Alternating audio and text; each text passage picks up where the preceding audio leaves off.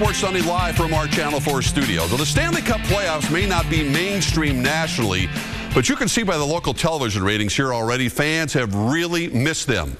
Unlike really any other team sport, you can't turn away for a second because you may miss the winning goal in overtime. Jason Zucker gave us the prime reason why you can never turn away an OT. Out of nowhere, after a pass from the seat of his pants from Matt Cullen, Zucker took a shot from his almost impossible angle. But yes, sometimes just great things happen when you put it on goal. And in stunning fashion, after giving up a late lead in the third period, Zucker and his Wild teammates had reason to celebrate like they haven't won a playoff game in 5 years. The difference between being down 0-3 and now Tuesday night back at home with a chance to even the series. I couldn't even tell you. I don't even know if I saw the net. I probably didn't even look at the net. I just tried shooting it and just happened to go in for me. Did you see it go in? I did, yeah. I did see it end up. I think it went over his shoulder. So. Did you look for replays to see what it looked like? No, I couldn't see anything but Falk standing in front of me. We took what we learned from Game 2 and we were able to bring it tonight. And, you know, as far as what playoff hockey is about and you know, what we need to do to be a team that's tough to play against. Come on, smile, Mike. Joining me on our Sports Sunday couch, Michael Russo, the tireless worker for the Star Tribune, and Kevin Gorg of FSN North. That is, you're not, Kevin. Michael, you said the Wild would win one game in this series, and I think you said it would be today. Yeah.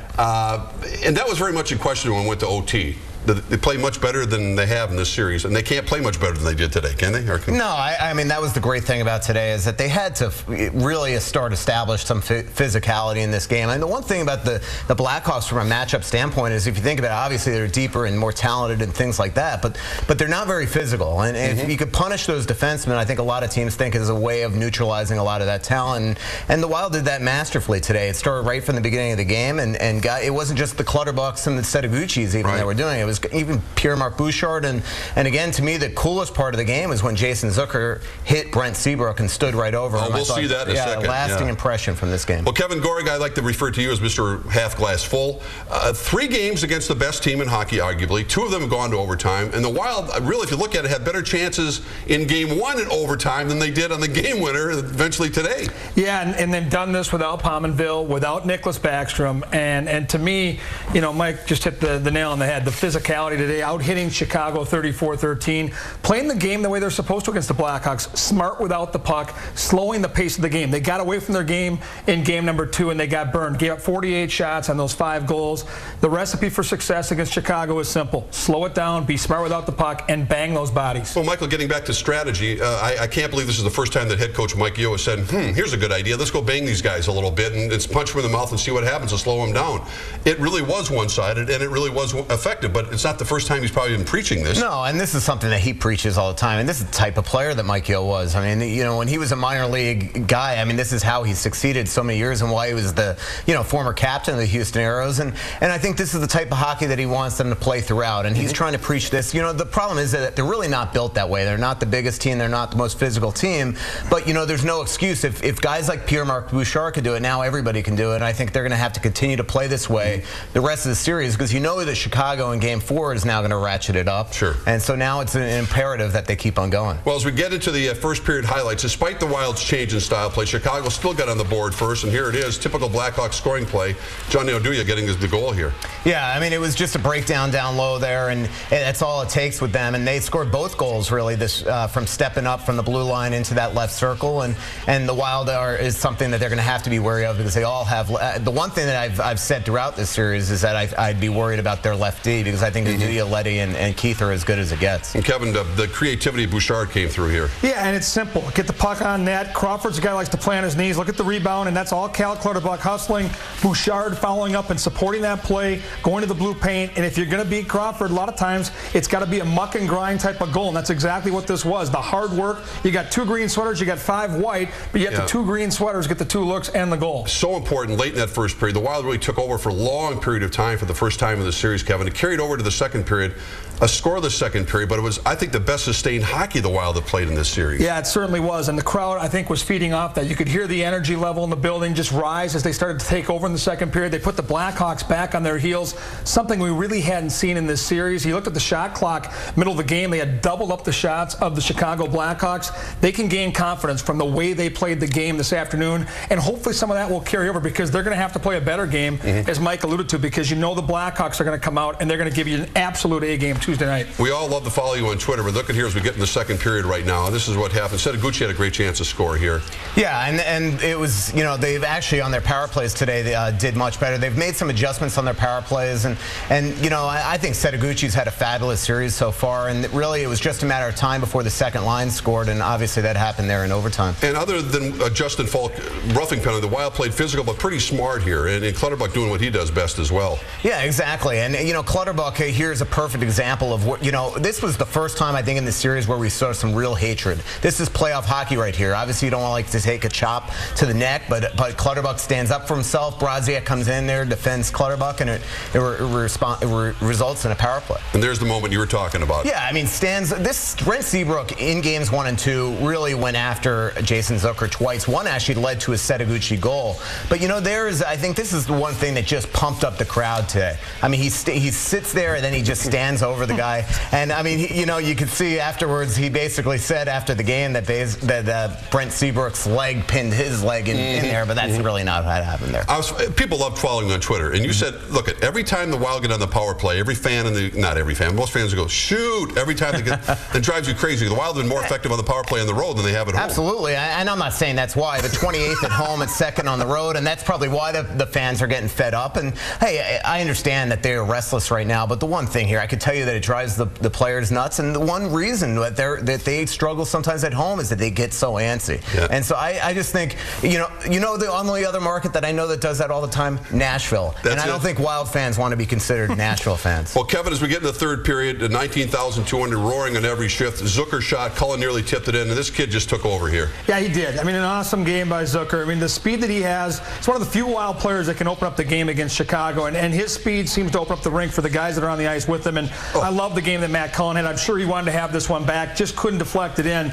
But they're going to need secondary scoring. They're going to need secondary offense because the top lines are kind of washing each other out. Well, there's Zach Parise finally cashing in today. And that's nice to see Zach get involved in the offense. Had a chance to talk to him after the game. And guys like Koivu and Parise love playing good, strong defense, but they love scoring because they know that's what they're being paid to do. He said it felt really good to get that goal in front of his home fans, his first home playoff game in a Wild sweater. And how many times do you see a Parise or a Koivu goal start with Charlie Coyle winning the battle? I mean, it's just, you know, the kid is going to be unbelievable in this Well, we saw what happened here late, Michael, because Duncan Keith had way too much time here. Yeah, and I think it was a bad line change. There was an incident by the bench, and I think their winger just didn't get on in time to cover that, and all of a sudden you just, you know, it was like that just awful deflating feeling. And how do you not be emotionally drained going to that locker room at that point, going into overtime? Absolutely. I think that what happened there, and it just is natural. You know, it's not Mike Yeo sitting there hitting a button, all right, sit back. It's, you know, it's a natural thing that happens when all of a sudden the last 6-7 minutes you just want to kind of protect that lead, and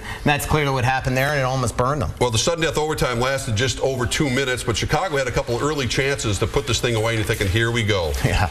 I mean, this was one of those plays right here. I think, you know, the one thing that got overshadowed in this game was end of third period, minute left, Jonathan Toews comes in on basically a breakaway, huge save by Harding, and then this play made it all. I mean, look at the play here by Cullen on his belly, reaches out with the right hand, gets the puck out front to Zucker, and he thought, one thought that went through his head, jump into the glass. And a great read by Zucker, too, because Crawford's playing on his knees, and once again, as Cullen makes that play, you look at the goaltender, he's dropping to his knees right there, and a quick shot's going to beat him, even from a bad angle. And Zucker, if nothing else, from watching this play at Denver and now at the Minnesota Wild, he's a goal scorer. And goal scorers know how to get to open space, they know where the puck's going to be, and they know that goalie's down. They're not even looking where they're going to shoot the puck. They're just going to fire it because they've got the goaltender in a vulnerable position. Awesome hustle play by Cullen, and a goal that could possibly change this series. Pat Micheletti came up to me during warm-ups and said, look at Crawford every time he is down. Wes Wells tweeted it very early in the game. We see the weakness, and that's the thing. I mean, I think we are seeing that weakness now. This is a goalie that's had some playoff flops, shoot up. and especially over the glove, and you might be able to beat them. Well, it worked out. After the game, Duncan Keith, the Blackhawks, said, loud building. They got the rave music going all game long. It gets the place rocking in there. Yes, they didn't need to manufacture the noise too often today. The 19,000 plus had a positive effect on this winning afternoon for the Wild, who said the aggressive and physical way they went after Chicago really worked for them. They're such a quick and skilled team that you need to try and slow them down a little bit, and that's just finishing checks, and their D jump into place so well that you have to try and finish checks so that they discourage them from doing that. This is sort of why we have to continue doing this. We have to have an effect on their defensemen. We have to get pucks in behind them, and we have to make sure we're arriving physically. And I thought that we stepped that part of our game up tonight, and we're going to need to continue to do even more of that. And you expect to see them do a lot more of that on Tuesday night? Yeah, I think they saw the recipe for success today, and that's hitting the defenseman, coming out, being physical, and just crashing the net. And as Kevin said, I mean, it's slowing them down. If they're going to skate back and forth with them, you're eventually going to get burned. If you pound them, get pucks deep, I think that's the way you beat them. Well, we have more Wild to talk about, as well as a blueprint for the Wild today worked out for them. More Wild with Russo and Gord coming up next here on Rosen Sports Sunday. And we'll also break down yesterday's Kentucky Derby. Get some expert analysis from Mr. Gorg and why I didn't pick this horse to win and why he... No, never mind. We'll be right back.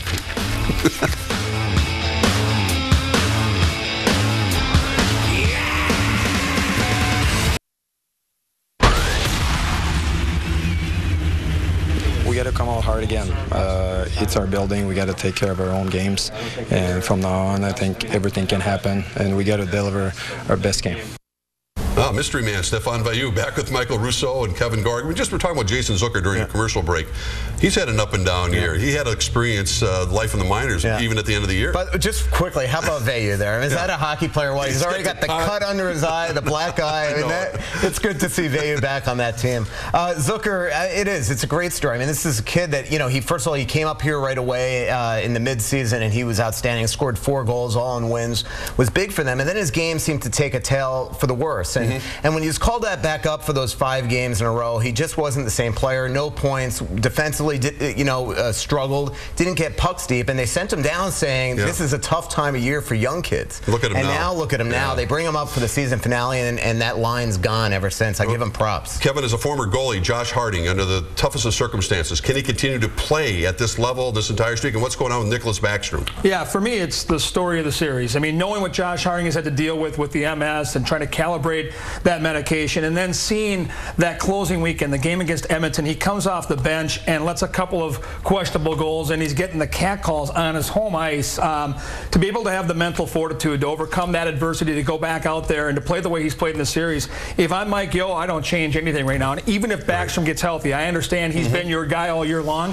Harding has always played well against the Blackhawks. He's always played well at the United Center, and I don't change a thing. Now, you want to get Backstrom ready because you don't know how long this will last, and it looks like Backstrom slowly but surely is getting back into this, but Harding, and again, without him, this thing, it's lights out, it's over. He's been phenomenal. Very quickly, Mike, not that the Wild are going to give us much information. Jason Pominville, we saw him in the press box. Any update, any idea? Yeah, he was right above my right shoulder pretty much the entire game, and he was willing to talk, but they wouldn't let him. And he looks fine. I mean, you never know what these concussions, and that's clearly what he has. Remember last Sunday, we didn't know exactly what it was, and it's clear that is now, and it's not a good thing that he's not on the ice. I mean, he's been on the ice once in 2 weeks, so that's not good. No, it's not at all. Meanwhile, over in the East, a similar situation, #1 seeded Pittsburgh Penguins facing the 8th seeded New York Islanders. And Kevin, this was a bit of a surprise, but the Penguins had to survive today. Tavares scored here for the tying goal. They blew a 4-2 lead, Pittsburgh did. Well, yeah, they were down 2-0 early, came back and took control of this hockey game, 4-2 going to the third. They allowed the Islanders to come back, but great teams find a way to win. Really pivotal games, and this was a pivotal game. You see the Penguins here making the play, and Crosby's not near 100%. He's just getting back into it, but he did have 3 assists today, and obviously when he's on the ice, they're the team to beat. And Michael, any team out there right now that looks more dominant than any other so far in these conferences? The team that I really like right now is San Jose. I just think we were there. First of all, they're just dominant on home ice. It's, again, a shame that the Wild couldn't get that 6th seed. If they just beaten Edmonton, I think they're playing Vancouver. Vancouver is just garbage right right now. I mean, honestly, it's just their blue line's terrible, and they're a two-line team, and I think the Wild would have matched up perfectly for them. But San Jose is just getting great play from everybody. They're deep. Rafi Torres has come in there, made an unbelievable impact, and goaltending. They've had their share of playoff failures. Absolutely, so, but you know what? It seemed like, it's funny, when we were in San Jose for the trade deadline, it looked like they were going to sell. Then they had a couple wins leading up to it, and now suddenly they're just flying. Well, speaking of favorites, Mr. Gorg, let's talk a little Kentucky Derby. Yesterday, muddy track at Churchill Downs. Orb was the favorite, ended up winning by a comfortable 2.5 lengths, and favorites don't always come through to Derby. No, and pace makes the race. They went just crazy fast early, and all 4 of the horses that ended up in the front 4 spots came from nowhere. But kudos to Joel Rosario. See him out here, far wide, white hat, red silks covered in mud, and Orb is just kicking it in right now. The horses that did all the dirty work early are dead tired, and Orb is a horse that's bred to go 1.25 miles. Showed that on Saturday afternoon, and good for horse racing. His trainer, Shug McGahee, Hall of Famer, age 62, has always done it the right way, and it was a feel-good story. You know, yeah, the favorite in the Derby doesn't win very often, but when he does, everybody starts talking Triple Crown. If he gets the same pace that he got in the Derby, the crazy fast pace, he's a closer that can win, but closers are always at the mercy of the pace. There's your owner right there. Golden Soul was a 34-to-1 shot, finished second. Nice little exacta. Paid about $980 on a $2 wager. That's the beauty of the Derby. Take the favorite and wheel them over the field. It costs you $38. You get back nearly $1,000. You're paying some taxes, but boy, it's the right way to do it, right?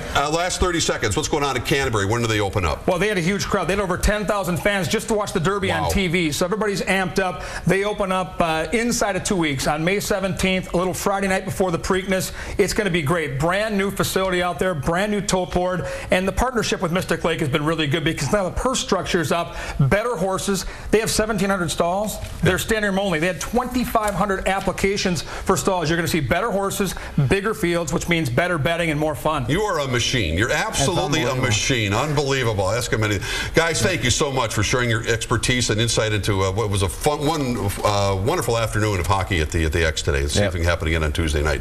Kevin Gorg and Michael Russo. Coming up next, we go from ponies to pins. A story about a top bowling talent in the area. Yeah, that's happening. My old Texas-Tonka lanes. When we come back, stay with us.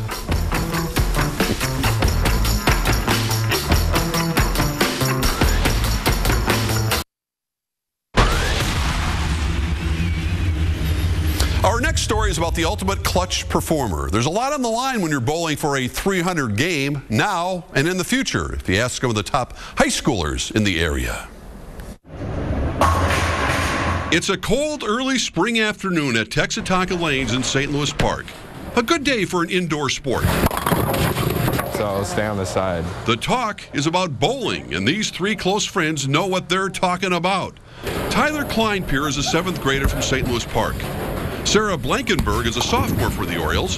The one they look up to is 16-year-old John Walter Rhines, a sophomore at Wayzata. I'd say bowling is like his #1 thing he does. So for him to throw off 300s here and there, it's nothing for him. And it's kind of cool because he kind of sets the bar high for the rest of the kids. John Walter is one of the state's top high school bowlers, a sport that is rapidly growing for this age group. I got involved because of my dad. I was playing other sports, but he just wanted me to get more involved with bowling because he thought I'd be good at it. Bowling is a sport. There's a lot of skill in it.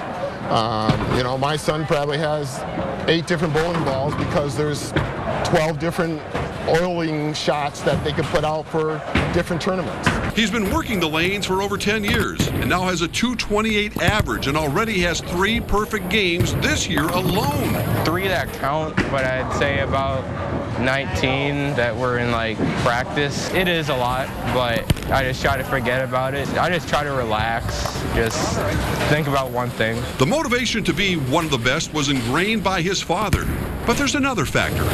Bowling is a road to college and beyond. There's a lot of money, scholarship money that he can win when he does tournaments. He probably bowls maybe about 35 games a week just to work on his game. That is my big goal, is going pro, winning in the pro circuit, but going to college is first. College is getting more and more expensive, and they have higher scholarships for females. So, you know, if girls want to come bowl, they can get huge amounts of money for scholarships. And that brings us back to what really matters here, friendship.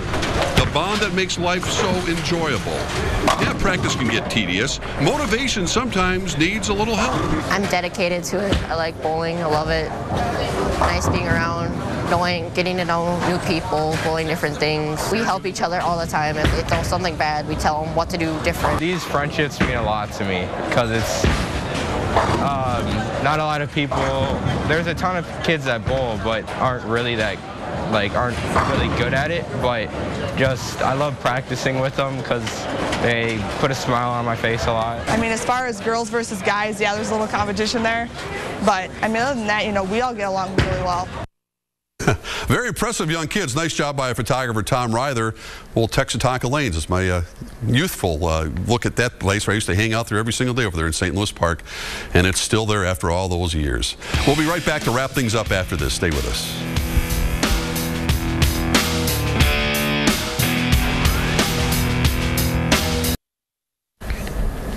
Reminder, of course, Game 4 now coming up on Tuesday night. The Minnesota Wild facing the Chicago Blackhawks with a chance to even the series after Jason Zucker made the shot heard around the state of hockey today. I want to thank you for watching Rosen Sports Sunday. We'll be back again next week. Until then, good night, everyone. Able to play it around behind for Cullen. Touched on to Bouchard. Lobbed on for Cullen. Turning.